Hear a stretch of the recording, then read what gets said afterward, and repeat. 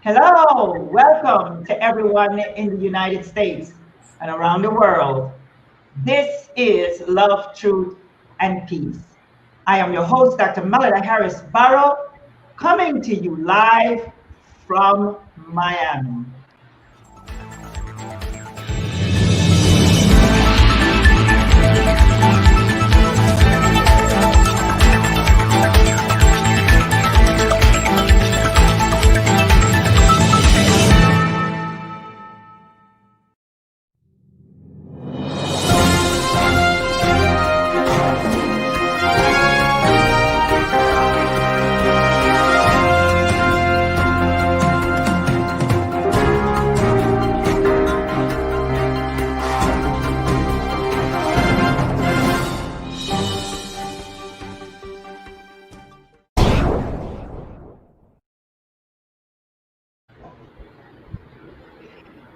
Welcome once again.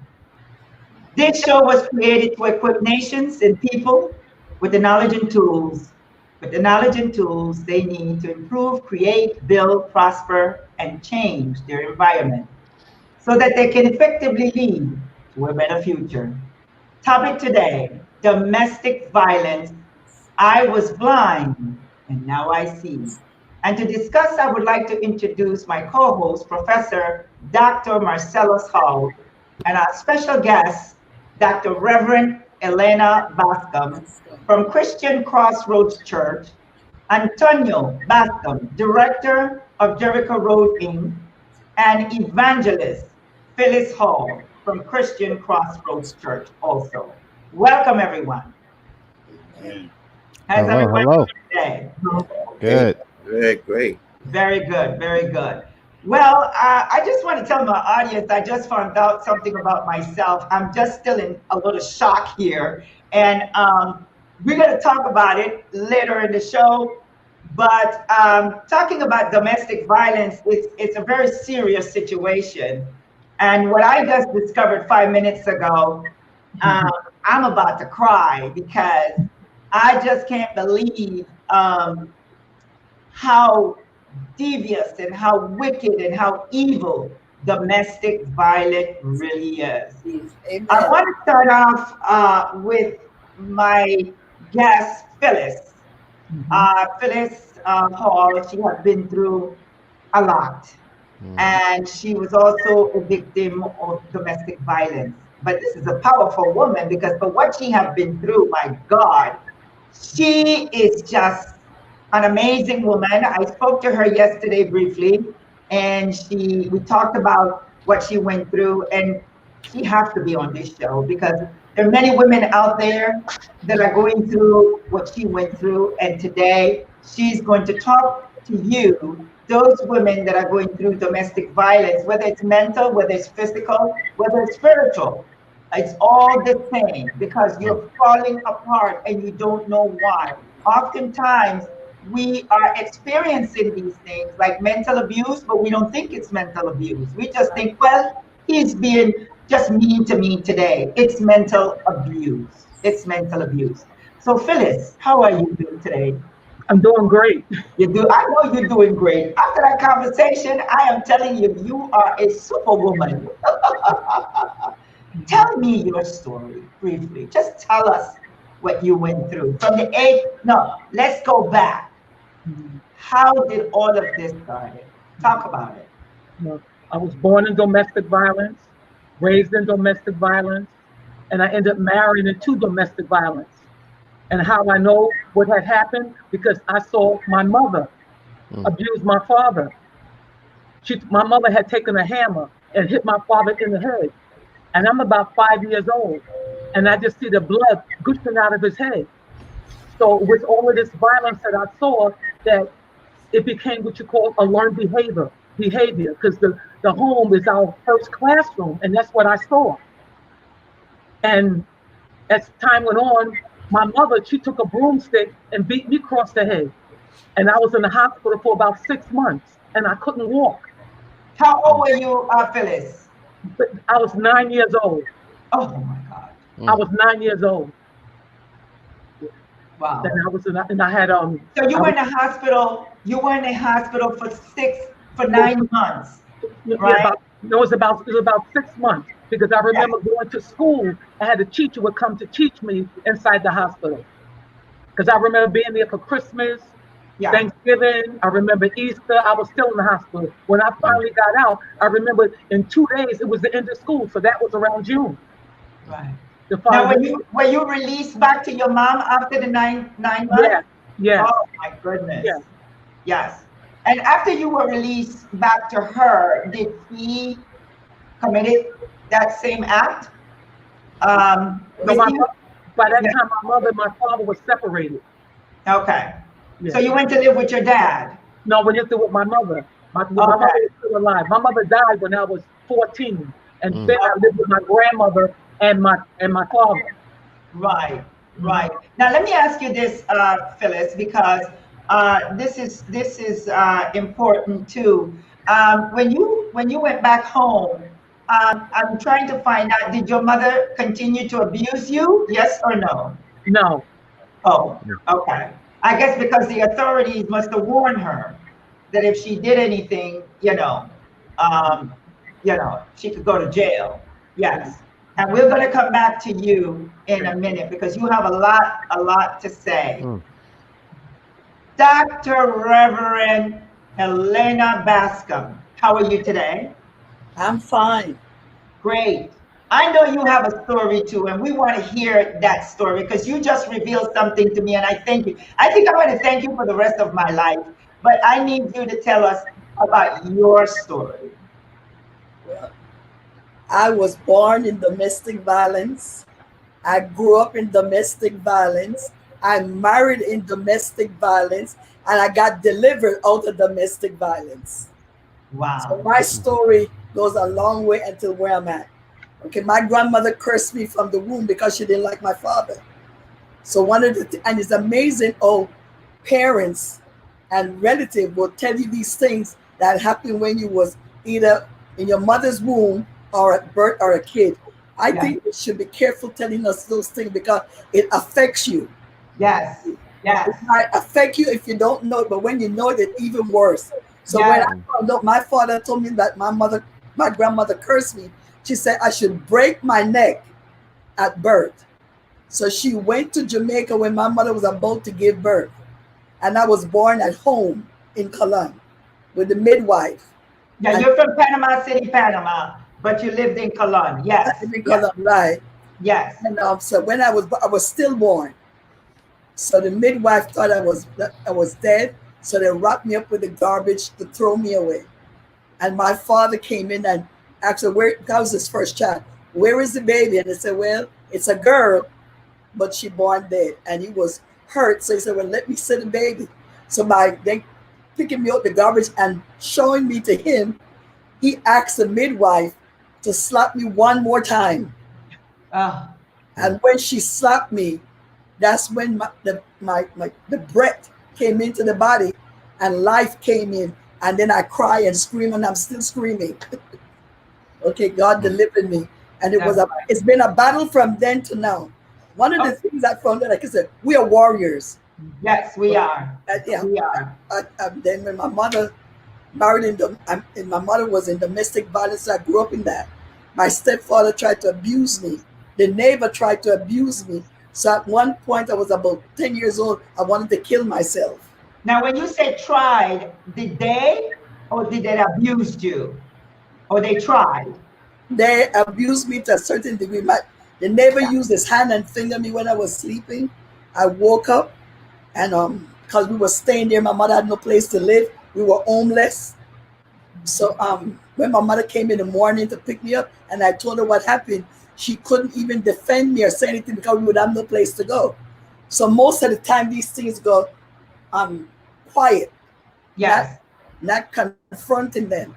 And then my stepfather, he come and kissed me and put his tongue in my mouth. I was about 9 years old.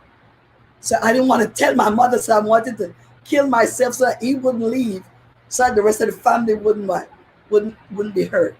Aside from that, when I was a baby, my brother took a knife and he tried to kill me. So my father came in the room just in time to stop him. He felt threatened. and jealous of the baby that came in the family because some of the Yes. attention went to me. Okay, Yes. he was 2 years older than me. Yes. And you know what? All his life, he never liked me. We grew up with that division there. And he, Yeah. like I said, tried to kill me, tried to hurt me.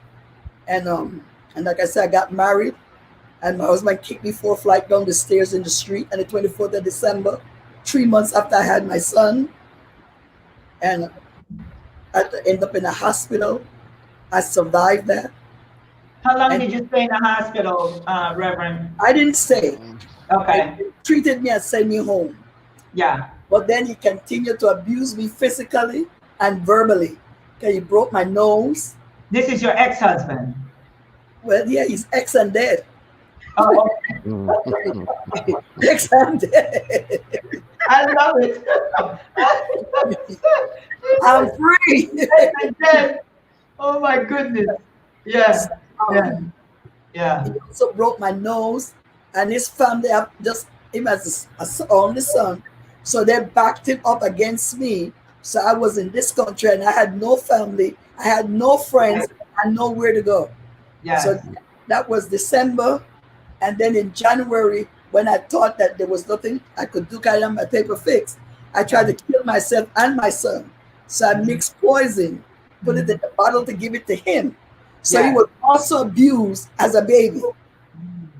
And when I took up the bottle to give it to him, and somebody just came in the room and actually slapped it out of my hand. That's how come we're here. So I pick up the baby and run outside.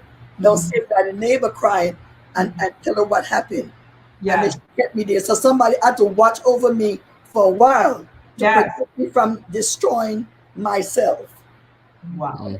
And how many times did you try to commit suicide due to this domestic? by the way, I thought about it, make an effort to do it, and eventually I drank poison.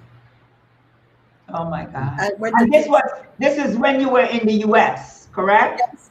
Yeah. Yes. I went to Kings County Hospital, and I took the bottle with the poison in it, and the doctor took it out of my hand, made an excuse, pumped my stomach, give me back the bottle, and sent me home. Yes. And then I realized at that point, I was free.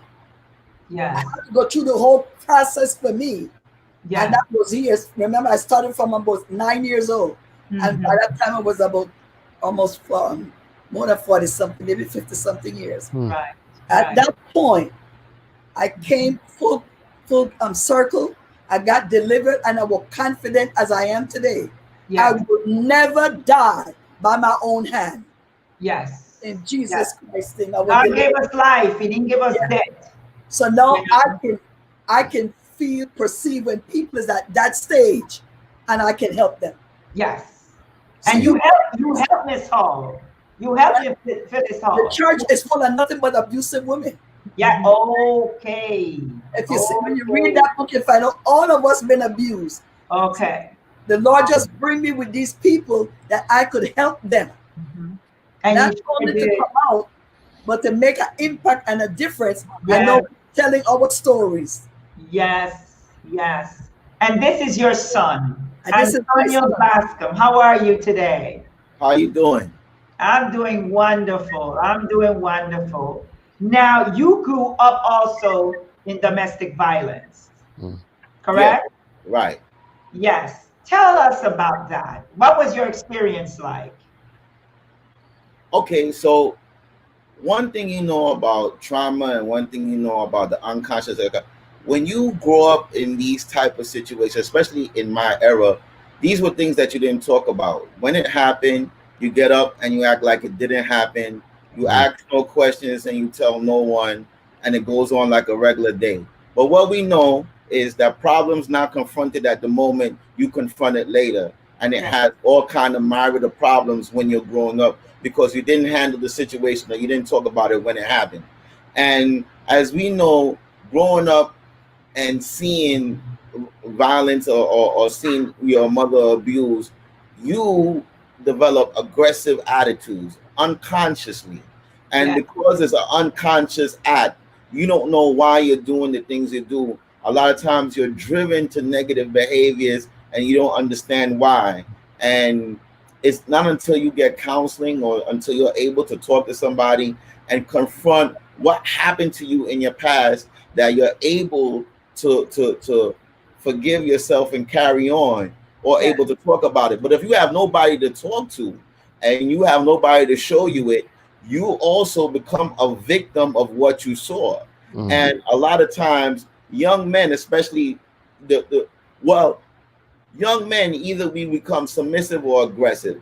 What helped me was because I was aggressive, and without a father in the home, as you know, we do have a father loss program. One of the things you find out that is necessary for a father in the home is young boys need what we call validation. They need that approval, and they need that framework work from a man in the house, because he shows them and teach them responsibilities. Without a man showing them responsibilities or what it is to do, like in Africa, we had what we call initiation, tribal rights, where there was that transition.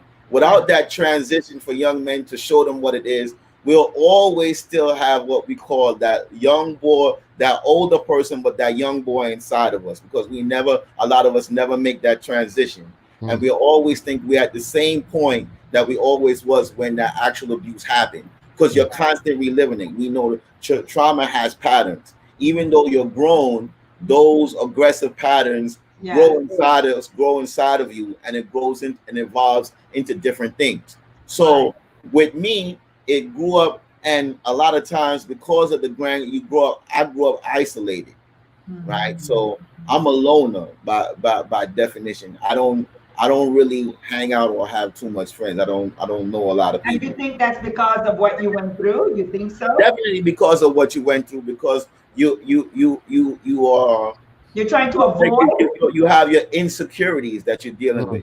First of all, you're dealing with the primary source, which is rejection. You feel children who don't have their parents in their life, a lot of them automatically feel shame, humiliation, and rejection.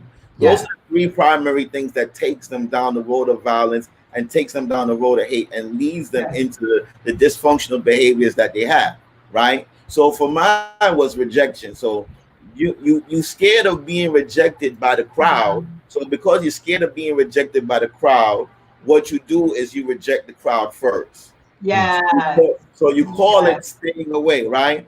And one thing about rejection, you can't reject somebody unless you reject yourself first, right? So rejection is a major thing that happens with young people who experience abuse, because we don't feel accepted by the person who was doing the abuse, and you don't want to upset them, because what happens is you don't want to incur the abuse that your mom is incurring. So we have what we call traumatic bonding, or the Stockholm syndrome, where you naturally develop a bond with the person that's abused in the household in order not to be abused. And that's the thing that's the thing that we do, and that's what we call it kicks in our survival mechanism, right? So my survival mechanism kicked in, and when it kicks in, so it was hard for me to get out of my shell. Now, when my mother started this program, because I was always alone, I would sit in the house and play, and do things by myself. I have no problem spending hours by myself, even until today. You understand what I'm saying? And it would be funny, because my mom would say, we're having a birthday party, invite your friends. I'm the only one that show up, and then we cut the cake together. You know what I mean? Yeah, you avoid it. It's a safety net. That was your safety net, being alone. Right. If you're alone, you're not going to be abused. No one is going to bother you. That was your safety net. Marcel, you want to jump in? You want to jump in, Marcel? I'm just, taking back, listening to everybody's story. We all go through it at some point in our own different fashion. For me, myself, definitely went through it, for a long time growing up until I was 14 years old, and put a stop to it myself. But I definitely resonate with the brother and what he says when he talks about the traumas behind it.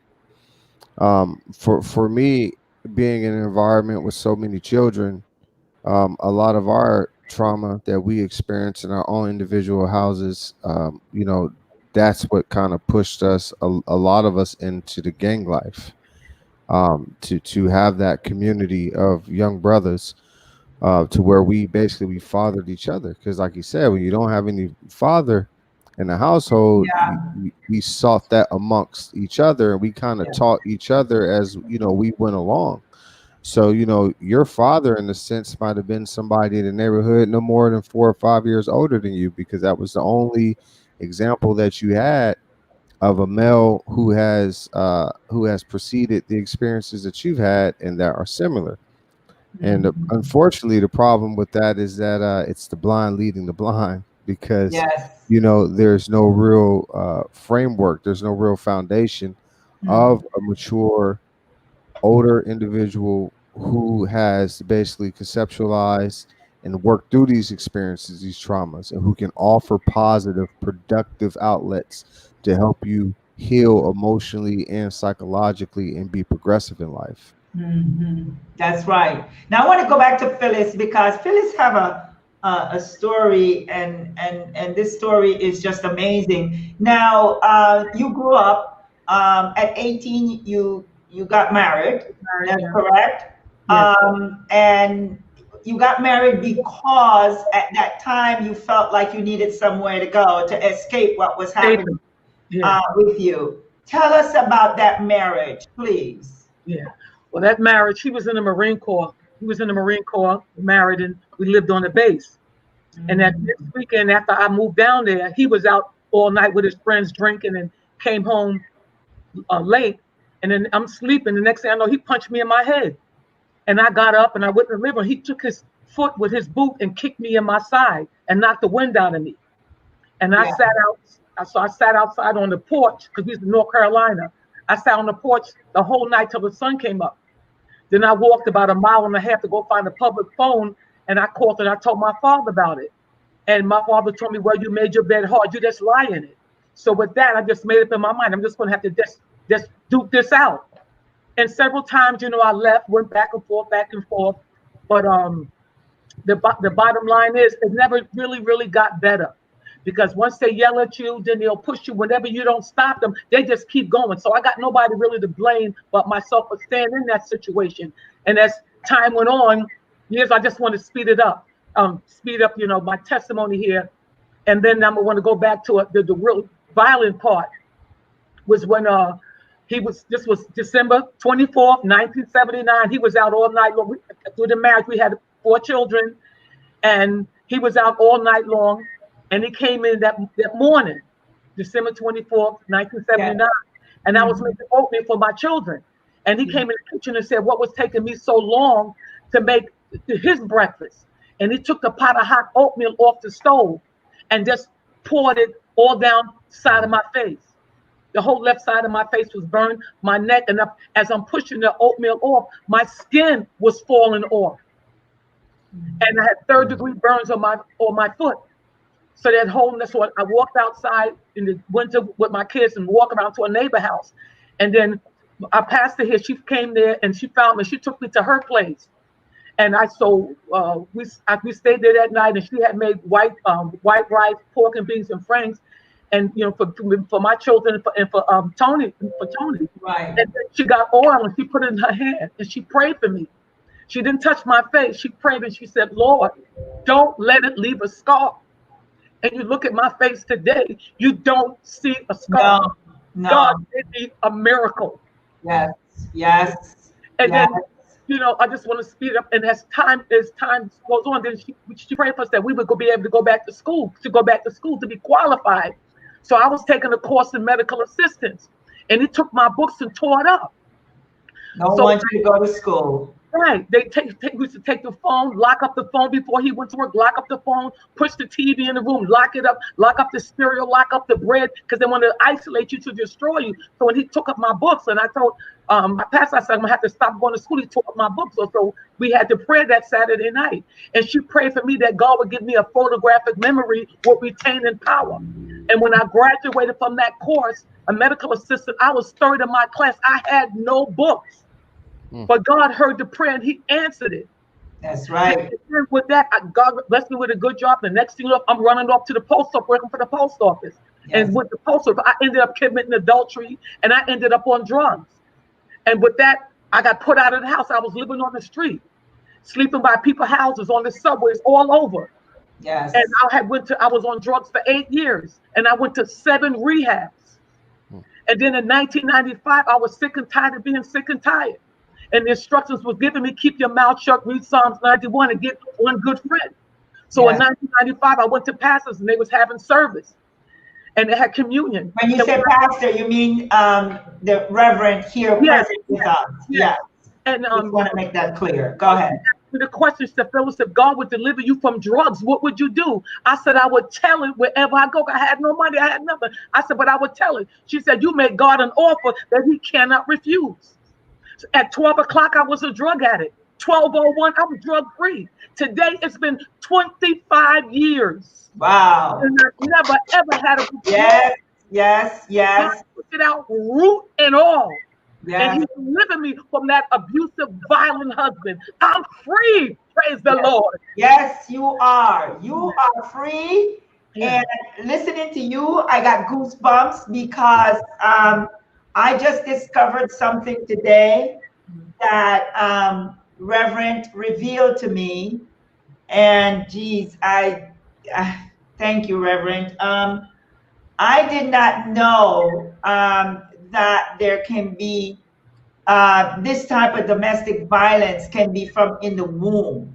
You know, I was abused, and I've never said this before because I did not know that you can be abused from in the womb. Amen.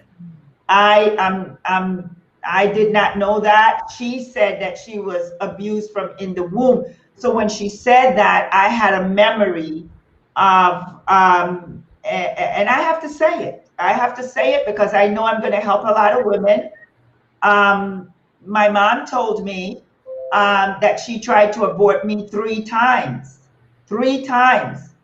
but I wouldn't go anywhere.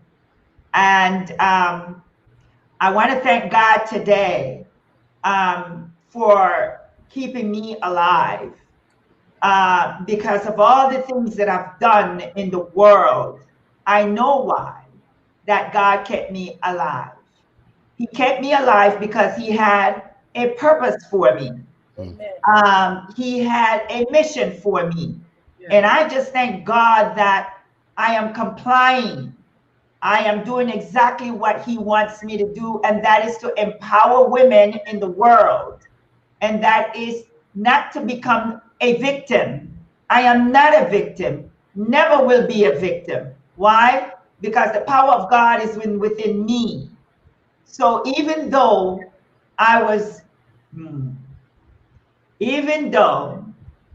my mother was trying to abort me 3 times, I'm here.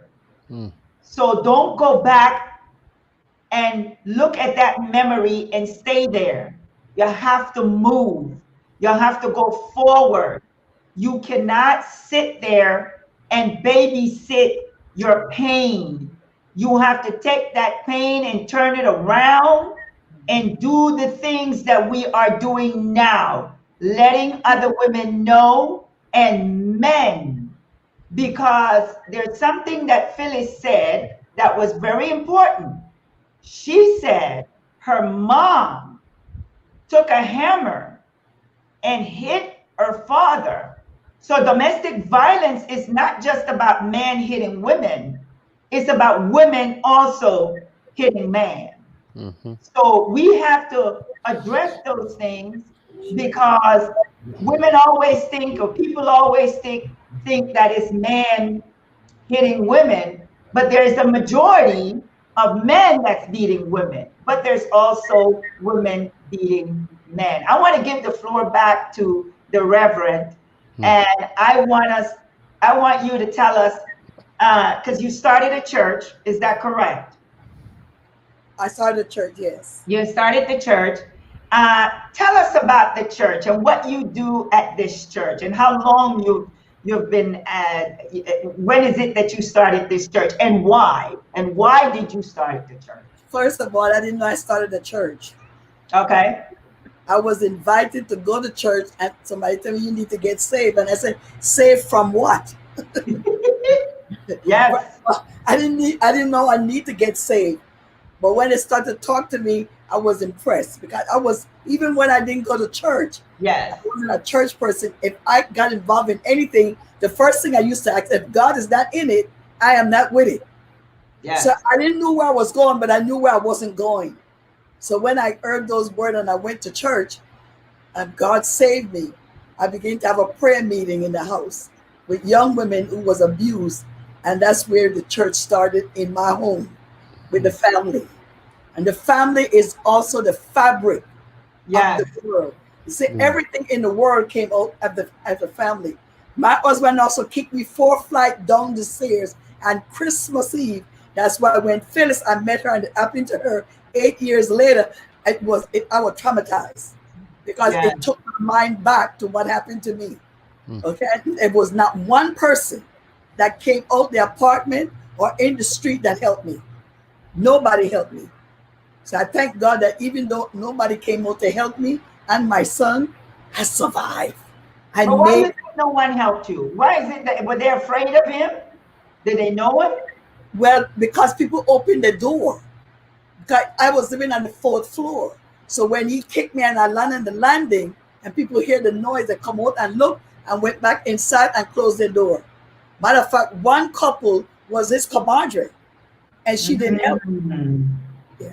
And when his mother and his aunt came the next day to the house, after I came back from the hospital, they didn't show no compassion for me. They were compassion towards him. And they feel like, but he just got married because he wants to do his own thing. And Right. I would stand up to him. That created not only violence. And Made it worse. yes, Yeah. when drinking became violence. It Yeah. was at the point where I tell myself, my mother said, anytime somebody kick you, they shouldn't even kick a dog. You should Yeah. find a way out. But I Yeah. had no family and no relative in this country. But I was determined I was not going to live like that. Right. So when I got my first job, my first plan was to get out. Right. Leave, I had no food. We had to eat chicken back. So I used to buy the 20-pound bag of chicken back and cook it for me and my son. He didn't take care of him for a good while, a couple of years. Yeah. I made it through that. Yeah. Yes. And And- with and- all and- that, I had the church growing in the prayer meeting. Right. Right. Now, there's something interesting with Phyllis, and I'm going to get to your son Antonio right now. But there was something interesting that you spoke about yesterday, and you mentioned that you also went to college, right? After all this ordeal. No, I went to medical school. Medical Went to medical school. Yeah.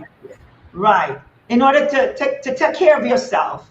And while you was at the medical school, your husband felt like he needed money from you. Could you tell us about that? Oh, no. And you had to go to court or something like that?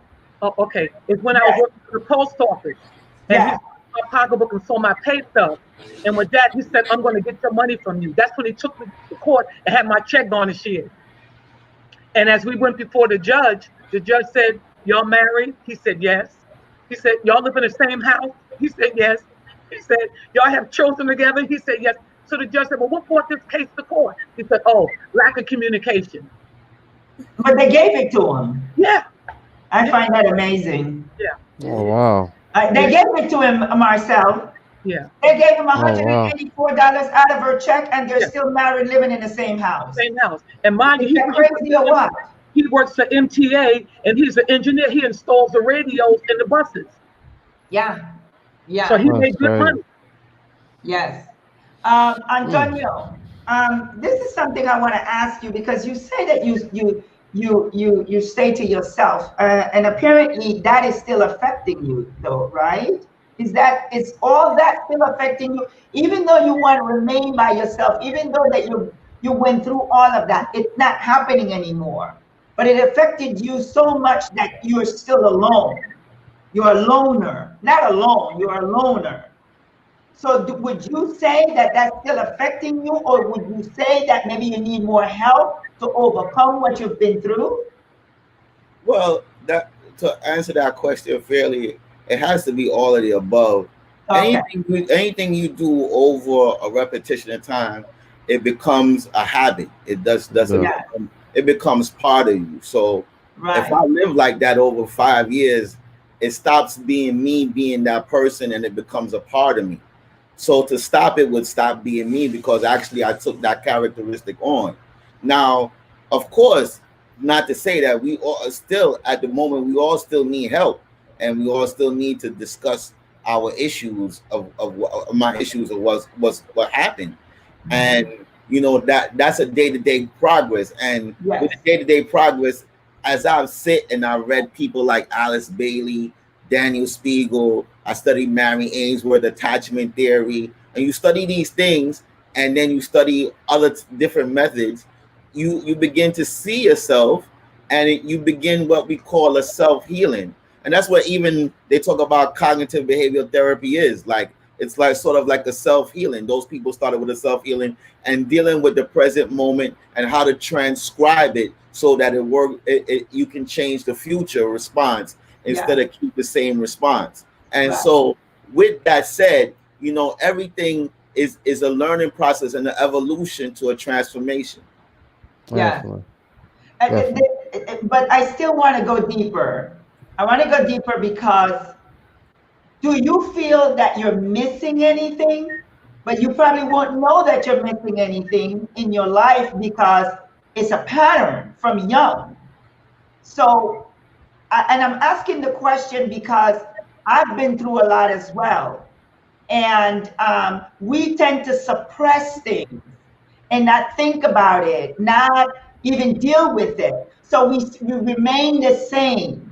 But we don't realize that we're really still living with what with the pain, but we're not calling it pain. What we're doing is I want to be alone. I don't want to deal with people. But I don't think we are dealing with what happened to us. Because you said something earlier. You said you prefer to be alone. That way, no one, that's your space. You're not letting anyone in that space because of what you've been through. But don't you think now maybe it's time enough now to really live, like live, and not let that pain, not let that what happened to you, not allow those feelings to dominate you. Don't allow someone else wickedness to come into your life and change you. Instead, you should live you. You should live your life because that's what I had to do. I had to live my life. You know, I was growing up, and honestly, I used to say, I don't want to be like my mom. I want to be me. This is the example I'm going to give you, Antonio. And then all my life, you know what I did?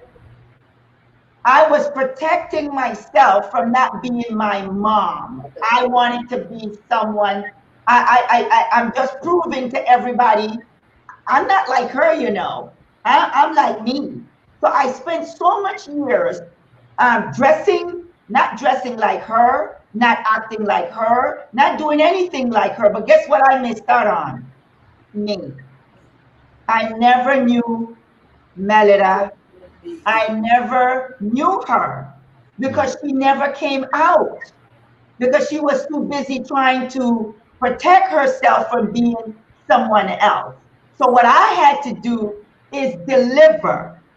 Okay, I want to meet Melida. I want to know who is Melida. And then when I got to that point, I started living my life. And I'm going to tell you, I'm enjoying this Melida. But it took me years to even figure out that the Melida back then really wasn't a Melida because she was too busy trying to pretend. I wouldn't say pretend, but she was too busy trying to not be like someone else, and I lost myself. So here I am now. I'm Melida. And I'm going to tell y'all something. I just love me some Melida because I didn't love me before. because I was trying to be someone else. I didn't even know who Melanie was. So now that I know me, I'm enjoying me. So that's what I'm trying to say, Antonio. I want to chime in for him. I think I resonate with some of the things he's saying. Okay. That when you grow up, that when you experience certain things, it's adaptive behavior. Yes. You know, it becomes like he says, it becomes part of the transformation. Yes. But I do think that sometimes, you know, we evolve and we manifest in a very positive way.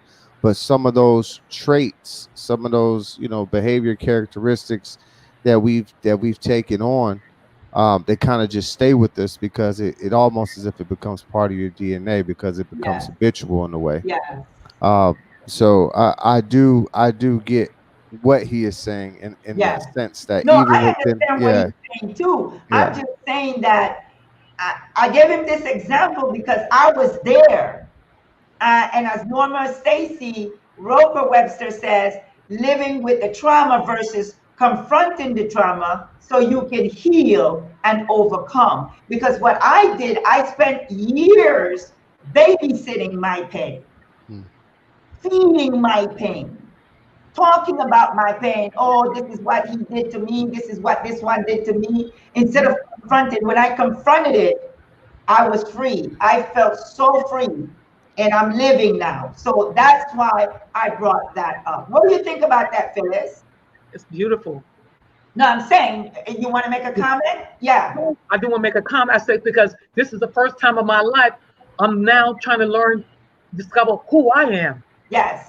Yeah. Yes. And it's like I'll be 68 in a few weeks. Yes. And I'm just learning to discover who Phyllis is. Yes. I have been lost inside of myself. Yes. And it takes time, quality time. It does take time. And I'm learning to love myself. Mm-hmm. Yeah.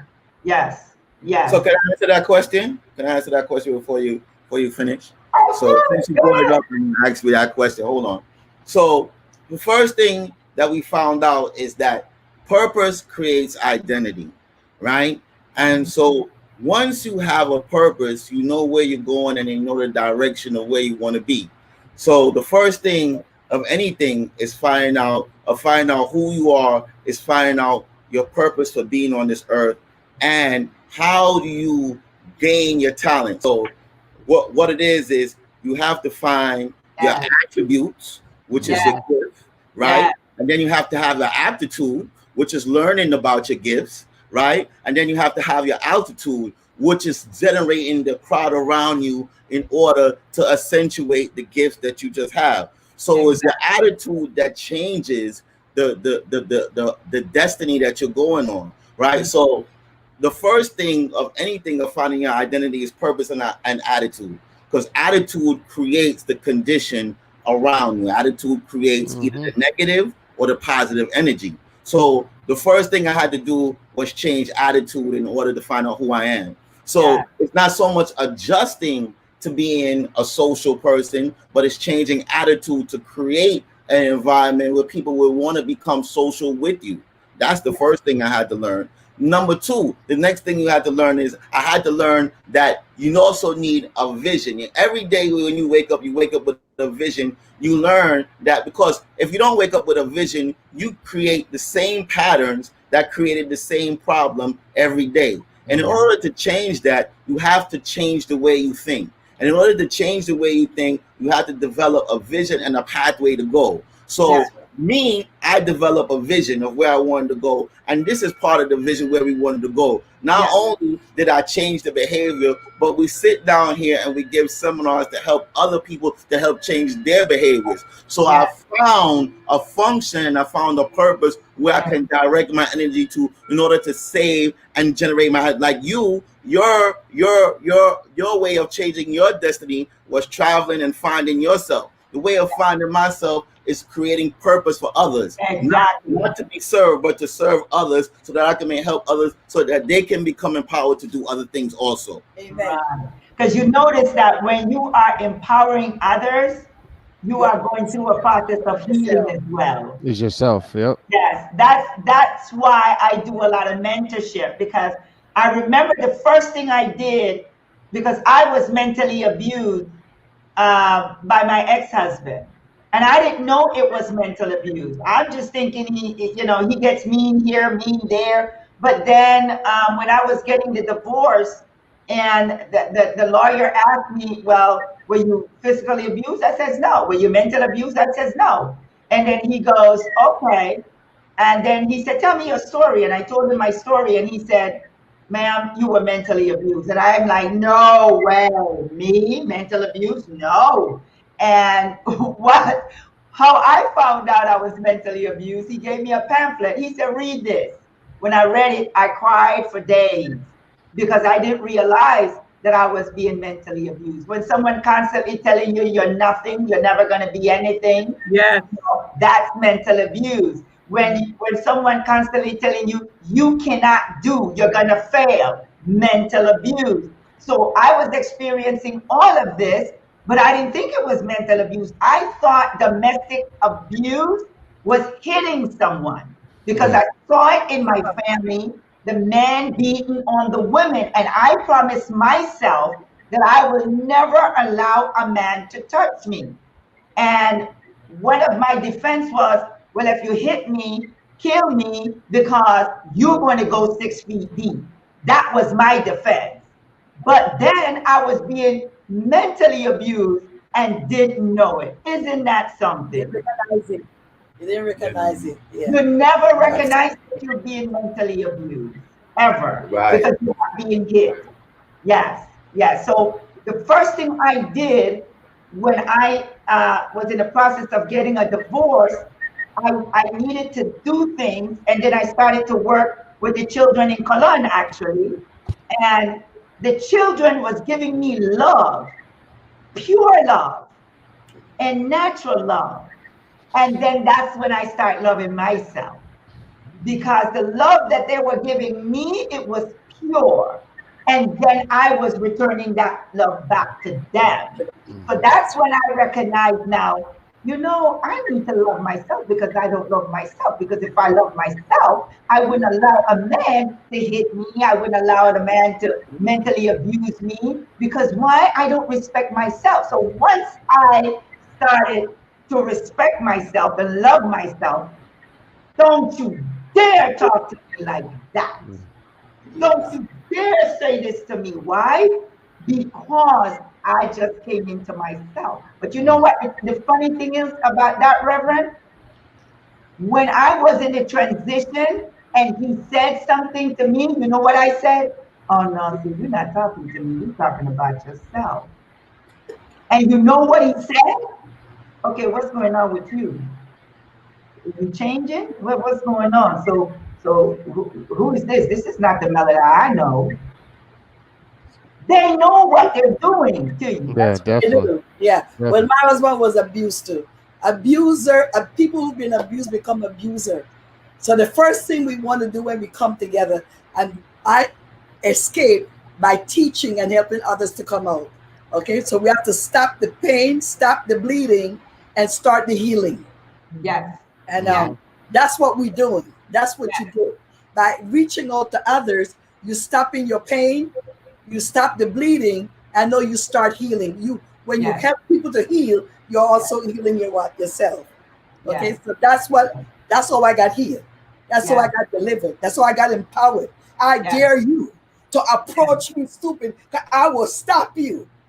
See what I mean? Nobody's gonna abuse me anymore. I learned like you did. My mother was abused. My mother was beat. And I used to sit there and I said, that will never happen to me. Right. Yeah. So when I see anything that smells like abuse, something in me jumps right out. And I'm fighting back. You would have to kill me or I kill you, but we're not going that way. That's right. So I have decided to live by myself rather than allow somebody to abuse me. Yes. So I thank God for giving me that confidence. Because when I went out there with my son, there was nobody to help us. Yeah. I used to pick up the phone to see if it had a tone. Because nobody never called. I had no friends. All the friends I had was my husband's friend. So when he left, I went with him. Yeah. But I'm here to tell you. Yes. Yes.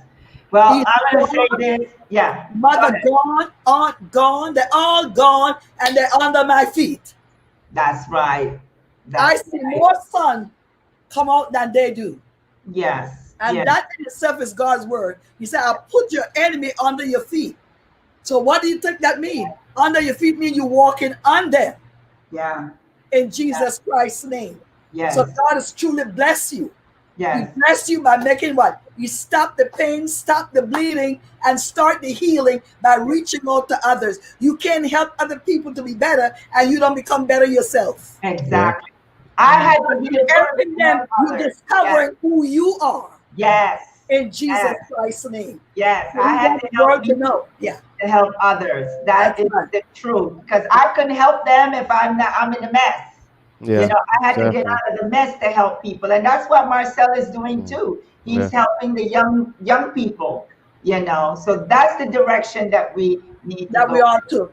That's my greatest joy was that my son choose to work in domestic violence because of what he grew up in.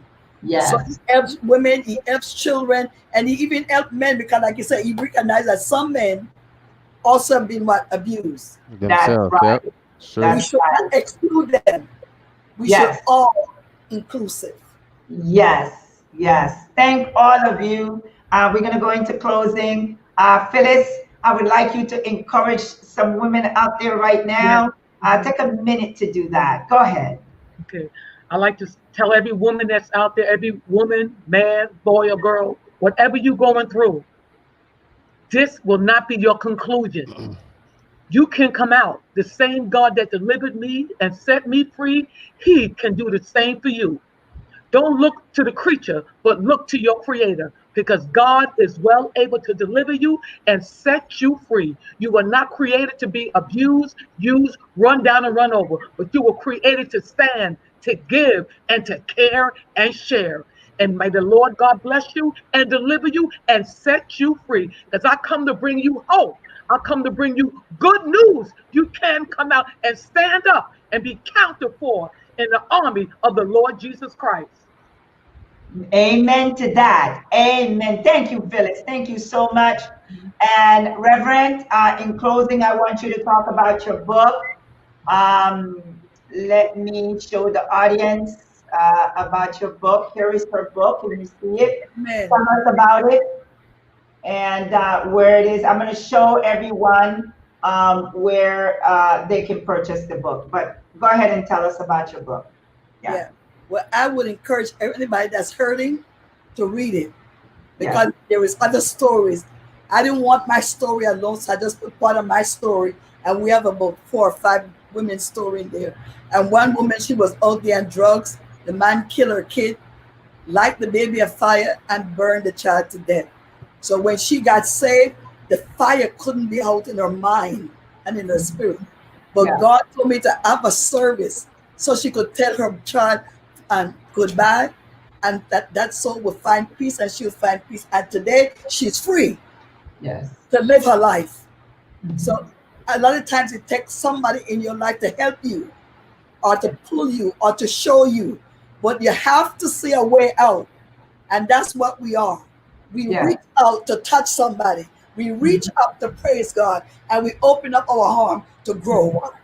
So that's what you have done. You reach up, you reach out, and know you open your arms. And anybody that meets you, they will never be the same again. Exactly. Exactly. Antonio? Well, I would just like to say that no matter how many times you fall, you can always get back up. Life is not about always winning every time you get up, but life is pain and suffering, knowing what's inside of you that needs to come out to maximize your own potentials that you didn't know you have inside of you, in order that you could bring new things so that you can bring more stuff to your environment to also not only win, but to enhance it. So look inside of you and look at the attributes and not look at pain as a detriment, but look at pain as a challenge to be better. Excellent. Wonderful. Marcellus? Oh, I think, well, you know, first and foremost, it's a blessing to have everyone here today. Yes. And share their experiences and impart their knowledge and their wisdom. One thing I find to be a common factor amongst all people is taking upon themselves to have integrity and have integrity by living a life and exchanging that energy with others that they needed themselves at one point in time. And I just think that everyone in this conversation is a hero in their own way. And I just encourage you all, as well as those listening in, continue to walk in that truth and continue to walk in that healing. And Yeah. as you manifest healing in others, you'll continually manifest healing in yourself. So I applaud all of you. Amazing. It was beautiful to hear. Really beautiful to hear. It is. It is. I would like to introduce my book. Um, it really helped me. Unveiling the Illusion, Know Who You Are. It's on Amazon. And this book, as one of my colleagues just wrote and said, From Pain to Power, I wrote that in my book because I was going through a lot of pain. Everyone that sees me jolly today and, you know, positive and always inspiring others, I do that because I went through a lot of pain. Today, I'm a powerful woman. I know I am because I have God with me and within. I know that God had delivered me and he put me on this earth to also help others. So you can find my book, Unveiling the Illusion, on Amazon as well. So I want to thank all of you, the women today. I want to thank all of you for joining us. This has been an experience, and thank you, Reverend, for enlightening me about abuse in the womb. And that's a show in itself. So thank Yes. you very much, and may God bless all of you. I'm going to getting ready now to do another show at 8:15. Finding a relationship in spite of our qualities. You don't want to miss it. It's coming on at 8:15 Eastern time. I'll see you then. Thank you and good night. God Right. bless.